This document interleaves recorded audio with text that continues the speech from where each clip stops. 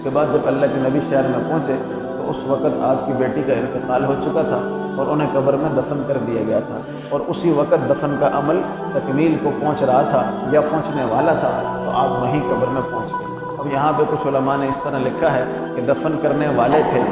میت پہنچا چکے تھے تو آپ پہنچے، پھر آپ نے اپنے ہاتھوں سے اپنی بیٹی کو قبر میں اتارا اور آپ بڑے غمگین ہوئے اور کہا کہ اللہ سبحانہ و تعالیٰ نے ایک خوشی کے ساتھ ایک غم بھی عنایت فرمایا، اپنی بیٹی کے لیے دعا فرمائی اور اس کو قبر میں دفن کر کے پھر مٹی ڈال دی۔ اور کچھ روایتوں میں اس طرح ہے کہ آپ جب پہنچے تو وہ لوگ مٹی ڈال کے فارغ ہو چکے تھے اور اٹھ کے گھروں کو جانے والے تھے، تو آپ صلی اللہ علیہ وسلم پہنچے۔ تو یہاں سے دیکھیں کہ ہمیں یہ سبق ملتا ہے کہ میت کا چہرہ دیکھنا اور میت کے لیے لوگوں کا انتظار میت کو کرانا یہ مناسب عمل نہیں ہے۔ ہمارے یہاں کسی کا انتقال ہو جاتا ہے تو کہتے ہیں جی فلاں بندہ کشمیر سے آ رہا ہے، فلاں کراچی سے آ رہا ہے، فلاں لاہور سے آئے گا، فلاں کسی اور ملک سے آئے گا، تو میت کو تاخیر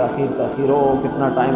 اس طرح ضائع کر دیا جاتا ہے۔ یہ مناسب عمل نہیں ہے، سنت کے مطابق عمل نہیں ہے، یہ اچھا عمل نہیں ہے۔ اللہ کے نبی صلی اللہ علیہ وسلم نے فرمایا کہ جب قبر تیار ہو جائے تو پھر میت کو تاخیر نہ کراؤ، الا کہ عذر شرعی ہو۔ عذر شرعی میں تاخیر کرا سکتے ہیں، اس کے علاوہ تاخیر کرانے کی اجازت نہیں ہے۔ تو کسی کا آنا یہ عذر شرعی نہیں ہے، کیونکہ یہ جو جنازہ ہے یہ فرض کفایہ ہے، کچھ لوگ بھی ادا کریں تو ادا ہو جاتا ہے۔ دوسری بری رسم ہمارے یہاں یہ چل گئی کہ لوگ کہتے ہیں جی میں نے دیدن کرنی ہے، دیدار کرنا ہے میت کا، اب وہ میت غیر محرم ہو،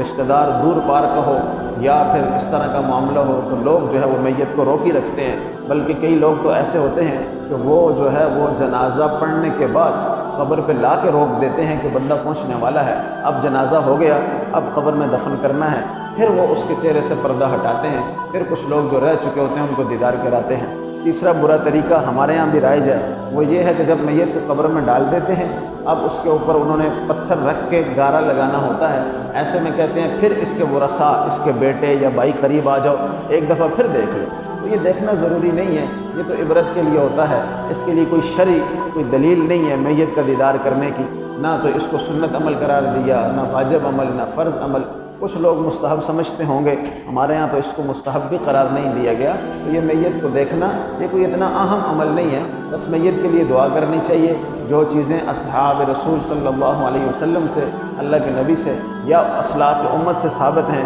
میت کو نفع پہنچانے والی، انہی ہی کو اختیار کرنا چاہیے، دوسری چیزوں کو اختیار نہیں کرنا چاہیے۔ تو جو رسوم ہمارے یہاں بڑھتی چلی جا رہی ہیں، اس کی وجہ سے سنتیں کم ہوتی چلی جا رہی ہیں۔ تو یہ بڑی ہی خطرناک بات ہے کہ ہم اللہ کے نبی کے نام لیوا اسلام کے پیروکار خود کو کہتے ہیں، مسلمان معاشرے میں رہتے ہیں، لیکن ہماری زندگیوں سے اللہ کے نبی صلی اللہ علیہ وسلم کی سنتیں اٹھتی چلی جا رہی ہیں۔ اور علماء لکھتے ہیں کہ جہاں جہاں بدعت رائج ہوگی وہاں وہاں سے سنت اٹھا دی جائے گی، ایک بدعت رائج ہوگی تو ایک سنت اٹھا دی جائے گی، دو بدعتیں رائج ہوں گی تو دو سنتیں اٹھا لی جائیں گی۔ اس کا نقصان یہ ہوگا کہ امت سنت کی خیر سے معروم ہو جائے گی، امت سنت کی برکت سے معروم ہو جائے گی۔ سنت کی وجہ سے اللہ سبحانہ و تعالیٰ کا جو فضل اور جو رحمت ہونی ہوتی ہے وہ رک جائے گی، کیونکہ معاشرے سے سنتیں اٹھ چکی ہوں گی۔